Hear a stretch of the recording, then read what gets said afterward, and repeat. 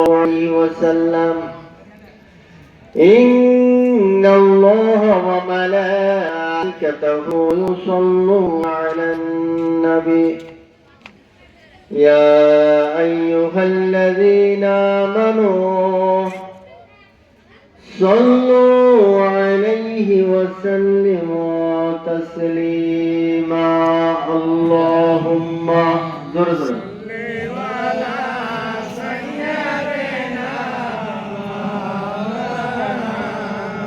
وعلى آل سيدنا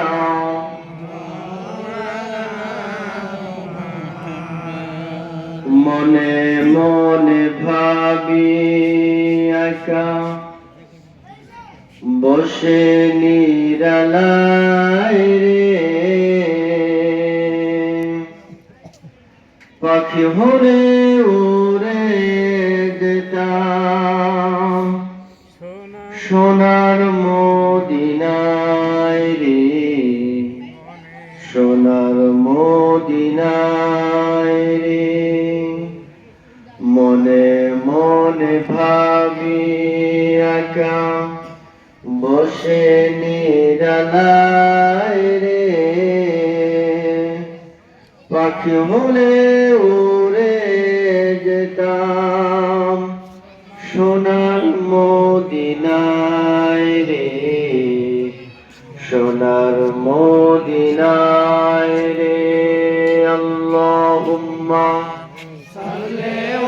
আমরা ফাঁকা জায়গাগুলো পূরণ করে নেব পিছনের বাবারা একটু আগে এসে ওই যে পিছনের চাদর মুড়ি দেওয়া বাবাজি আগে এসে জি মাশাআল্লাহ ওয়ালা আলি সুন্দর মতো নায়কের মতো চেহারা বাবা সামনে আগে আল্লাহ তোমার চেহারায় বারাকা দান করুন আল্লাহুম্মা পিছনে যে 5 স্টার জি পাঁচজনেরই কালো জ্যাকেট জি 5 স্টার আমার সামনে আসবে বাজার উঠে এখানে ওয়ালা আলি সাইয়্যিদিনা এই ফাঁকা জায়গা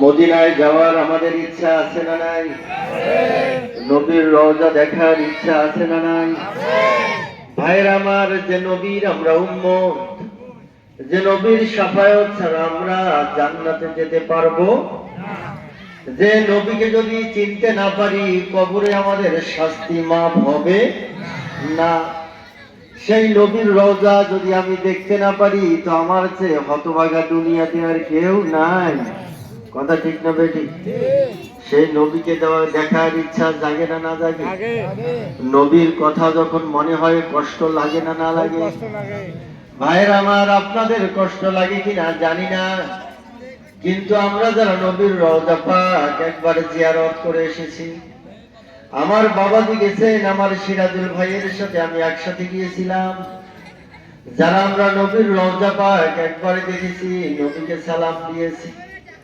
যখনই নামাজের শেষে দরুদ পড়ি আল্লাহুম্মা সাল্লি আলা মুহাম্মাদ তখনই নবীর রওজাটা মনে হয় যে সামনে ভেসে ওঠে নিজেকে নিয়ন্ত্রণ করা খুব কঠিন হয়ে যায় আল্লাহু আকবার এই যে আমরা এখান থেকে দরুদ ও সালাম করি হাদিসে আসছে আবু হুরায়রা রাদিয়াল্লাহু তাআলা আনহু থেকে আল্লাহর জমিনে অসংখ্য ফেরেশতা আছে যখন আমরা নবীর উপর দরুদ আর সালাম করি তারা এই দরুদ আর সালাম গুলাকে গ্রহণ করে আর নবীর রওজায় নিয়ে নবীর কাছে পৌঁছে দেয় চিৎকার করে বলি সুবহানাল্লাহ আর যে মানুষগুলো নবীর রওজার পাশে গিয়ে দাঁড়ায় আর বলে আসসালামু আলাইকা ইয়া রাসূলুল্লাহ আসসালামু আলাইকা ইয়া হাবিবাল্লাহ নবীর রওজার পাশে গিয়ে যখন এই সালামটা দেওয়া হয় ও ভাই কি যে অনুভূতি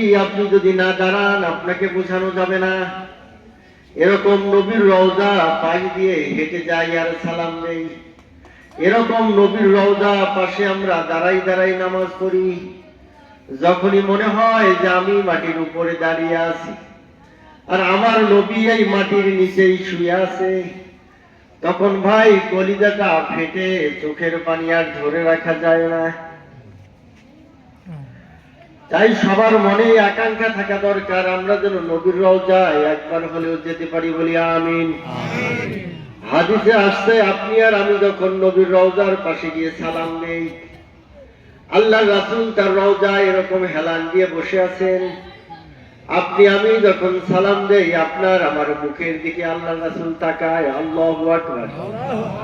আমাদের মুখের দিকে তাকিয়ে আল্লাহ রাসূল বলে, ওয়া আলাইকুমুস সালাম ইয়া উম্মতি, হে আমার উম্মত, তোমার উপরেও আল্লাহর পক্ষ থেকে রহমত আর শান্তি বর্ষিত হোক, আমিন।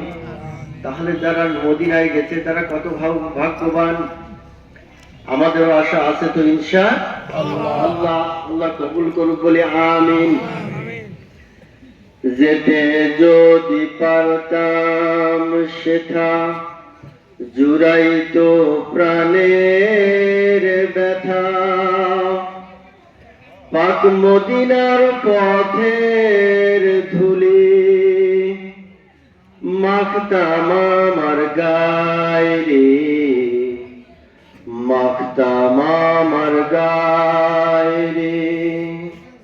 মনে মনে ভাবি একা বসে নিরালায় রে, পাখি হলে উড়ে যেতাম সোনার মদিনায় রে, সোনার মদিনায় রে। আল্লাহুম্মা আমাদের সাথে যারা হেলান দিয়ে আছেন একটু ভিতরে আসার চেষ্টা করেন। আমার কথা কি আপনারা শুনতেছেন? জি, হয় ভিতরে চলে আসেন, না হয় আমার চোখের আড়ালে চলে যান। আল্লাহ যদি আপনার কপালে যদি পোলাও কোরমা না রাখে তা হাবিবুল্লাহ খাওয়াবে কেমনে? হ্যাঁ, এখন আপনার শশা আপনি পায়খানায় থাকবেই খাবেন, নাকি আসলে বিশুদ্ধ লবণ দিয়ে খাবেন, সেটা আপনার ব্যাপার। হয় ভিতরে আসতে হবে, না হয় চোখের আড়ালে চলে যেতে হবে। কারণ অনেক হতভাগা আছে তো জান্নাতের বাগান পেয়েও তারা জান্নাতে যাইতে পারবে না। এই হতভাগারা কারা, এটা আজকে তার প্রমাণ হয়ে যায়। আমরা প্যান্ডেলের ভেতর আর ওখান থেকে পেঁচার মতো দেখতেছি। হ্যাঁ, এটা কি কোনো ভদ্রলোকের লক্ষণ? এগুলো চোর ছেঁচরের লক্ষণ। এরকম উকি ঝুঁকি মারবে, এটা তো চোর ছেঁচর বাটপার পকেটমার। তারা একজন ইমানদার মুসলমান সে মাহফিলের বাইরে থেকে এভাবে পেঁচার মতো তাকাবে, এটা আসলে মেনে নিতে খুব কষ্ট হয়। আল্লাহ ওই ভাইদেরকে আমাদের মাহফিলের সাথে শরীক করুক, বলে আমিন। আপনারা খেয়াল করবেন, দেওয়ালের পাশে একটাকেও থাকতে দেওয়া যাবে না, কারণ আল্লাহ এখানে দুইটা দল অলরেডি ভাগ করেছেন। এটা কিসের বাগান? জান্নাতের বাগান। এখন জান্নাতের বাগান পাওয়ার পরও যারা এর বাইরে থাকতে চায়, তারা কি মরার পরে জান্নাতের বাগান পাইবে? ভাই জোরে বলেন, পাইবে? তাহলে দল তো ভাগ হয়ে গেল, কারা জান্নাতি কারা জাহান্নামী। তাহলে ওদের সাথে সুসম্পর্ক রাখারও আমাদের কোনো দরকার নাই। হয়তো বলতে পারেন যে হুজুরে তো করার কথা কয়কে, না বলে তো উপায় নাই, কারণ ওরা তো আমার দলেরই না, আমাদের বিরোধী দলে। আল্লাহ ওনাদেরকে আমাদের সাথে কবুল করুক, করে বলে আমিন। ভাইরা আমার, আমরা যখনই নামাজ পড়ি, নামাজ যখন শেষ করি, নামাজের শেষ বৈঠকে আমরা একটা দরুদ পড়ি। সেই দরুদের নাম কি? একটু জোরে বলতে হবে, সেই দরুদের নাম কি? আমরা সবাই জানি তো? জানি না কয়জন? একটু হাত তুলে দেখেন। ছোট বাচ্চাটা হাত তুলছে, হয়তো জানেন, আমরা সবাই জানি। তাহলে বলি আলহামদুলিল্লাহ। নামাজে এতক্ষণ একটা দরুদ পড়লাম, নামাজে আমরা আর একটা দরুদ পড়ি, যে দরুদটা হলো দরুদে ইব্রাহিম। আমরা যত রকমের দরুদ পড়ি, এই দরুদের মধ্যে দরুদে ইব্রাহিমের দাম কম না বেশি? অনেক বেশি না অল্প বেশি? অনেক বেশি। এখন যদি আমরা এই দরুদে একবার ইব্রাহিম একবার পড়ি, আপনারা কি রাগ করবেন? রাগ করবেন না তো? অনেকে আবার মনে মনে গোসা হয়, যে হুজুর বোধহয় মিলাদ বিরোধী। এরকম মানুষও আছে না নাই? নামাজের মধ্যে আমরা যে দরুদে ইব্রাহিম পড়ি, এটা কি জোরে পড়ি না আস্তে পড়ি? এলা যদি জোরে জোরে পড়ি তা গুনাহ হইবে নাকি? নামাজের মধ্যে দরুদে ইব্রাহিম বসে পড়ি না দাঁড়াই পড়ি? এখন যদি আমি বসে না পড়ে যদি দাঁড়াই পড়ি, কোনো সমস্যা আছে নাকি? হাঁটতে হাঁটতে পড়লে কোনো সমস্যা আছে? দৌড়াইতে দৌড়াইতে পড়লে কোনো সমস্যা আছে? শুয়ে শুয়ে পড়লে কোনো সমস্যা আছে? অজু সহ পড়লে সমস্যা আছে? অজু ছাড়া পড়লেও কোনো সমস্যা আছে নাকি? আরে আগে যে দরুদটা পড়লাম, এই দরুদ নিয়ে কত বিতর্ক। এক গ্রুপ খাড়ায় পড়ে আর এক গ্রুপ বসে পড়ে। তোমার কি আছে না নাই? যে গ্রুপ বসে পড়ে কয় যে ওটা খাড়া হয়েছে কে কান ধরি বসাও, আর যেটা খাড়া হয়েছে কয় যে ওটা বসিয়েছে কে কান ধরি তোল। আবার আমরা হুজুররাও দুই গ্রুপে আছি না নাই? আর দরুদে ইব্রাহিমের ফতোয়া আপনারাই দিলেন। হুজুর খাড়ায় পড়ো, বসি পড়ো, দৌড়ে পড়ো, আস্তে পড়ো, দৌড়ি পড়ো, হাঁটি পড়ো, সুতি পড়ো, ঘুমাইতে ঘুমাইতে পড়ো, কোনো সমস্যা আছে? আপনারা সবাই ফতোয়া দিলেন, সবাই জানেন। কারণ এই জিনিসটা যে এক নাম্বার, এতে কোনো সন্দেহ আছে নাকি? দুই নাম্বার জিনিস চালাইতে গেলে অনেক কষ্ট করা লাগে, কিন্তু এক নাম্বার জিনিস যে একবার পাইবে সে আর ছাড়তে চাবে না। এবার একবার দরুদে ইব্রাহিম পড়বো, জোরে না আসতে? সবাই তাহলে জোরে পড়বো। আল্লাহুম্মা সাল্লি আলা মুহাম্মাদ ওয়া আলা আলি মুহাম্মাদ কামা সাল্লাইতা আলা ইব্রাহিম ওয়া আলা আলি ইব্রাহিম ইন্নাকা হামিদুম মাজিদ। اللهم بارك على محمد وعلى آل محمد كما باركت على إبراهيم وعلى آل إبراهيم إنك حميد مجيد। এই দরুদ পড়াতে আপনারা বেজার না খুশি? অল্প না বেশি? খুশি হইলে আমরা শুকরিয়া আদায় করব কার? আল্লাহ। প্রশংসা করব কার? আল্লাহর প্রশংসা করলে কি বলতে হয়? আর একটু জোরসে বলি আলহামদুলিল্লাহ। সবাই বলি ইয়া রব্বি লাকাল হামদু কামা ইয়ানবাগি লিজালালি ওয়াজহিকা ওয়া লিআযীমি সুলতানিকা। আব্দুল্লাহ ইবনে উমর রাদিয়াল্লাহু তাআলা আনহু থেকে হাদিসে বর্ণিত হয়েছে, আল্লাহ রাসূল সাল্লাল্লাহু আলাইহি ওয়াসাল্লাম বলেছেন, আমার কোন উম্মত যদি এই কথাগুলো দিয়ে আল্লাহর প্রশংসা করে, ইয়া রব্বি লাকাল হামদু কামা ইয়ানবাগি লিজালালি ওয়াজহিকা ওয়া লিআযীমি সুলতানিকা, এই বাক্য দিয়ে যদি আল্লাহর প্রশংসা করা হয়, হাসরের মাঠে আল্লাহ যেদিন মালিক ইয়াউমিদ্দিন, ডে অফ জাজমেন্ট, আল্লাহ বিচারপতির আসনে বসবেন। বাবা আদম থেকে শুরু করে কিয়ামত পর্যন্ত সমস্ত মানুষ সামনে থাকবে। আল্লাহ বিচারকের আসনে বসার পর কিছু ফেরেশতা অ্যানাউন্স শুরু করে দেবে, মাইকিং করবে যে ওই যে নওদা বসে অমুকের ছেলে অমুক কোথায়, তোমার জন্য আলাদা সিট বরাদ্দ আছে, তুমি আল্লাহর সামনে এসে বসো। আল্লাহু আকবার। যারা এই বাক্যগুলো দিয়ে আল্লাহর প্রশংসা করবে তাদেরকে ময়দানে হাসরে ডেকে ডেকে আল্লাহর সামনে বসানো হবে। জোরে বলে আল্লাহু আকবার। ও ভাই, ছোট্ট একটা মাহফিল, এখানে যদি আমি কাউকে ডাক দিয়ে আমার পাশে বসাই, তার দাম বাড়বে না কমবে? তাহলে একবার মনে মনে চিন্তা করেন, সমস্ত দুনিয়ার মানুষের সামনে যখন আপনার নাম ধরে ডাকা হবে, আল্লাহর সামনে আপনার জন্য আলাদা সিট বরাদ্দ থাকবে, আর এই দরুদের কোনো নেকি লেখা হবে না। এই দরুদ না, এই প্রশংসা বাক্য, এই আমলের কোনো নেকি লেখা হবে না, বরং এই আমলের যেটা পুরস্কার আল্লাহ নিজ হাতে দেবেন। সুবহানাল্লাহ। একটু আস্তে কর, আর একটু জোরে বলি সুবহানাল্লাহ। একবার কল্পনা করছেন ভাই, হাসরের মাঠে আল্লাহ নিজ হাতে পুরস্কার দেবে যদি এই দোয়াটা বেশি বেশি পড়ি, ইয়া রব্বি লাকাল হামদু কামা ইয়ানবাগি লিজালালি ওয়াজহিকা ওয়া লিআযীমি সুলতানিকা। আপনাদের যদি জানা না থেকে প্রিন্সিপাল হুজুরের কাছে জেনে নেবেন, আমার সিরাজুল ভাই আছে তার কাছে জেনে নেবেন, অথবা ইমাম সাহেবের কাছে জেনে নেব, ইনশাআল্লাহ আমলটা করব। তো এই একটা আমল দিলাম, এবার আমি আপনাদের উদ্দেশ্যে আর একটা আমল দেব। আমি প্রত্যেক বছর একটা ভিশন এবং মিশন নিয়ে বের হই যে এই বছর যতগুলো মাহফিল করব, এই আমলটা আমি সব মানুষকে দিয়ে দেব। এ বছরের আমার টার্গেট ছিল, গত বছরের টার্গেট ছিল ওই দোয়াটা, আর এবছরের টার্গেট হলো মানুষকে দরুদে অভ্যস্ত করা। এই যে আমরা দরুদে ইব্রাহিম পড়লাম, নামাজের বাইরে কি আমাদের আসলে পড়ার অভ্যাস আছে? নামাজের বাইরে আমরা জিকির করি, কিন্তু দরুদ অত বেশি পড়া হয় না। আজকে সারা দিনে 100 বার দরুদ পড়ছেন এইরকম প্লেয়ার কয়জন আছেন? একটু হাত তুলে দেখান। আজকে সারা দিনে 100 বার পড়ছি দরুদ? একজনও নাই। ইন্না লিল্লাহি ওয়া ইন্না ইলাইহি রাজিউন। এতক্ষণ আমার প্রিয় ছোট ভাই মাওলানা সোহাইবুর রহমান নবীর ভালোবাসার ওয়াজ করে গেল, সুন্নতের দাবিদারি। অথচ এখানে এতগুলো মানুষ আমরা আছি, আজকে সারাদিনে নবীর উপর 100 বার দরুদ কেউ পড়েন নাই।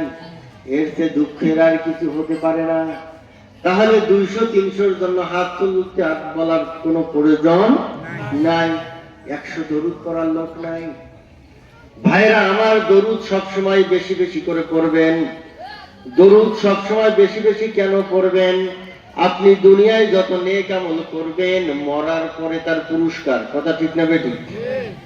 এই যে আমাদের জামাই, আমাদের সিরাজুল ভাইয়ের জামাই নামাজের ওয়াজ করে গেছে। নামাজ পড়লে জান্নাত পাওয়া যায় সবাই জানি। এটা কি মরার আগে না পরে? কথা কয় না, মরার আগে না পরে? উনি ওয়াজ করে গেছে মায়ের পায়ের নিচে সন্তানের বেহেশত, তাই এটা কি মরার আগে না পরে? রোজা থাকলে জান্নাত দেবেন আল্লাহ, সে পুরস্কারটা আল্লাহ নিজ হাতেই দেবেন, এটা মরার আগে না পরে? সমস্ত নেক আমলের আপনি পুরস্কার দেখবেন, বাকিতে একটা মাত্র নেক আমল আছে যার পুরস্কার হলো নগদে। সুবহানাল্লাহ কইবেন না? আপনি কাজটা যখনই করবেন তখনই প্রাইজ পাইবেন, 1 সেকেন্ডও দেরি হবে না। সেই রকম একটা আমল হলো দরুদ। আমি এই নাসাই শরীফের এই হাদিসটা আমি অনেকবার পড়ছি, অনেক আগ থেকে হাদিসটা মুখস্থ, কিন্তু হাদিসটার ব্যাখ্যা আমার ভালো জানা ছিল না। এখন সেই হাদিসের ব্যাখ্যা হিসেবে আমি আপনাদের সামনে স্বয়ং উপস্থিত। ওই হাদিসের ব্যাখ্যা এখন আমি নিজেই। আনাস ইবনে মালিক রাদিয়াল্লাহু তাআলা আনহু থেকে হাদিস আসছে, আল্লাহ রাসূল সাল্লাল্লাহু আলাইহি ওয়াসাল্লাম বলেছেন, মান সাল্লা আলাইয়া ওয়াহিদা, যে আমার প্রতি একবার দরুদ পড়বে। কয়বার? আরো জোরে বলেন, কয়বার? জোর হলো না, কয়বার? জোরসে বলো, কয়বার?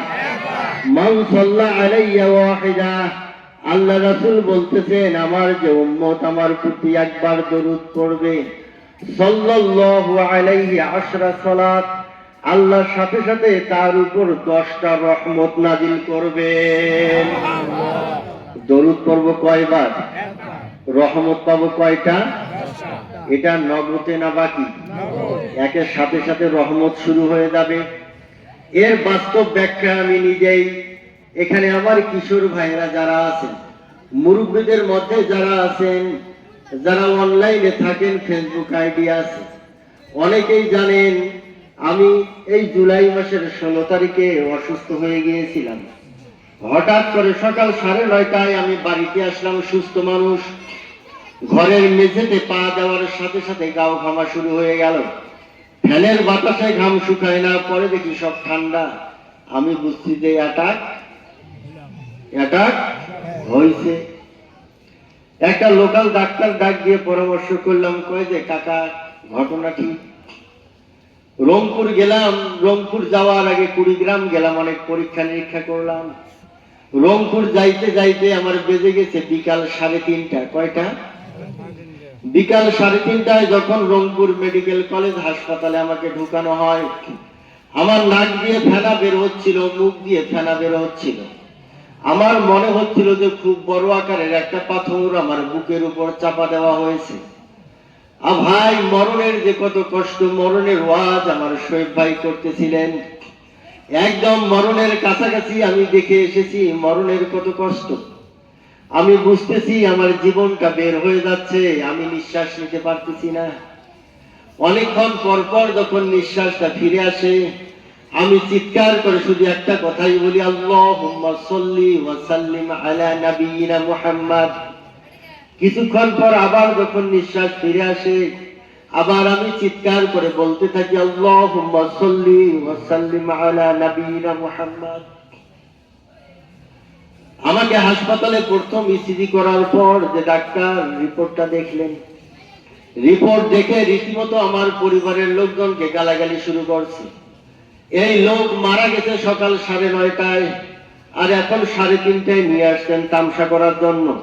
কয়টায় মারা গেছি? সকাল 9:30টায় মারা গেছি। সকাল 9:30টায় আমি ক্লিনিক্যালি ডেড।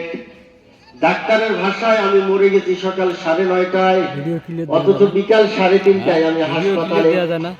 অনেক কষ্টে ইশারায় ডাক্তারকে ডাক দিলাম, ডাক্তার কাছে আসলো। বললাম যে 10টা ট্যাবলেট আমি গিলছি, তারপরে হাসপাতালে আসছি। ডাক্তার বলল থ্যাংক ইউ, কারণ ওষুধ সম্পর্কে আমারও প্রাথমিক ধারণা আছে। প্রায় 18-19 বছর ধরে আমিও এই ব্যবসা করি। 10টা ট্যাবলেট একবারে খাইছি। ডাক্তার অবাক, নাম শুনে বলে থ্যাংক ইউ। চিকিৎসা শুরু হয়ে গেল। পরের দিন সহকারী অধ্যাপক ডাক্তার আব্দুল্লাহ আল মামুন, হার্ট বিশেষজ্ঞ, উনি এসে আমাকে বলতেছেন যে ভাই আপনি করেনটা কি? আমি বললাম যে ভাই আমি কলেজের সহকারী অধ্যাপক। পদে তাহলে আলাপ করা যায়? আমি কি ভাই কোন আলাপ? কয় যে ভাই গোপন করার কিছু নাই, আপনার এখানে বড় একটা ব্লক আছে যেটা ওষুধ দিয়ে জীবনে কোনোদিন সারবে না। কালকে এনজিওগ্রাম, কালকে রিং করাতে হবে। আপনি সচেতন মানুষ, রংপুরেও করতে পারেন, ঢাকায়ও করতে পারেন। কাল সকালে করা লাগবে, মানসিকভাবে রেডি থাকেন। আমি বললাম তাওয়াক্কালতু, আর তাওয়াক্কালতু আলাল্লাহ, তাওয়াক্কালতু, ভরসা করব কার উপর?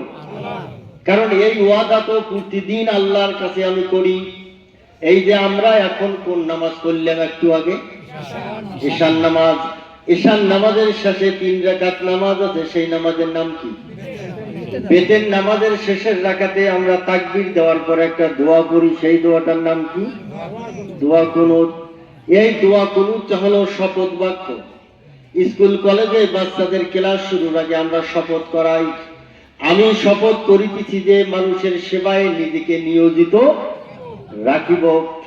একজন ইমানদার মুসলমান যখন ঘুমাতে যাবে, ঘুমানোর আগে দোয়া কুনুতের মাধ্যমে সে আল্লাহর সাথে শপথ করে। শপথ করে কার সাথে?